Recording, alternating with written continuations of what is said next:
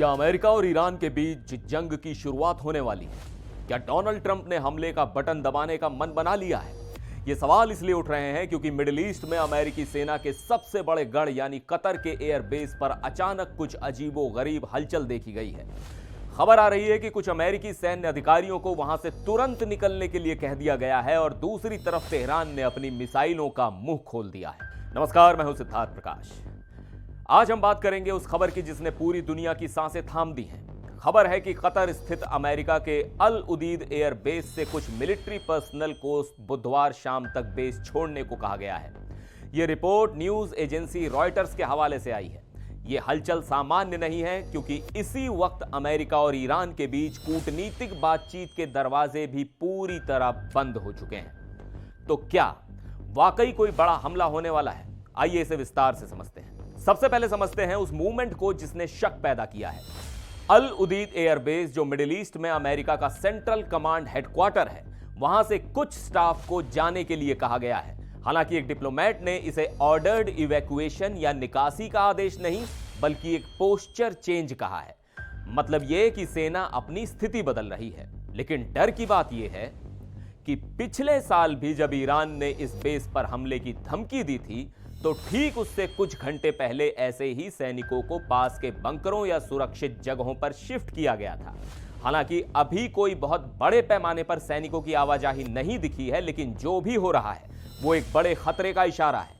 जंग की आशंका को जो बात सबसे ज्यादा हवा दे रही है वो है बातचीत का बंद होना। रिपोर्ट के मुताबिक ईरानी विदेश मंत्री अब्बास अरागची और अमेरिकी स्पेशल एनवॉय स्टीव विटकॉफ के बीच जो डायरेक्ट कांटेक्ट था उसे सस्पेंड कर दिया गया है। जब दो दुश्मन देश बात करना बंद कर दें तो समझ लीजिए कि अब हथियारों के बोलने की बारी है। ट्रंप प्रशासन की तरफ से लगातार मिल रही धमकियों के बीच इस संपर्क का टूटना एक बहुत बुरा संकेत है। उधर ईरान खामोश नहीं बैठ रहा है। ईरानी रक्षा मंत्री अजीज नासिर जादेह ने साफ शब्दों में कहा है कि अगर ट्रंप की धमकियां हकीकत में बदली तो ईरान अपनी रक्षा खून की आखिरी बूंद तक करेगा। और सबसे बड़ी बात यह है कि ईरान ने अमेरिका के दोस्तों को भी अल्टीमेटम दे दिया है। ईरान ने सऊदी अरब, यूएई, तुर्की और जॉर्डन जैसे देशों से कहा है कि अगर आपकी जमीन का इस्तेमाल अमेरिका ने हमारे खिलाफ हमले के लिए किया तो आप भी हमारे लिए लेजिटिमेट टारगेट होंगे। यानी अगर अमेरिका कतर या बहरीन के बेस से हमला करता है तो ईरान पलटवार में उन देशों पर भी मिसाइलें दाग सकता है। ईरान की रिवॉल्यूशनरी गार्ड कॉर्प्स यानी आईआरजीसी के एयरफोर्स हेड सरदार मौसवी ने दावा किया है कि इजराइल के साथ हुए 12 दिन के युद्ध के मुकाबले अब उनके पास मिसाइल रिजर्व और बढ़ गया है। उनका कहना है कि उनकी सेना पीक डिफेंसिव रेडीनेस पर है। अमेरिका के पास कतर में सेंट्रल कमांड है और बहरीन में 5th फ्लीट यानी नौसेना का बड़ा बेड़ा। अगर चिंगारी भड़की तो ये दोनों ठिकाने ईरान की रेंज में है।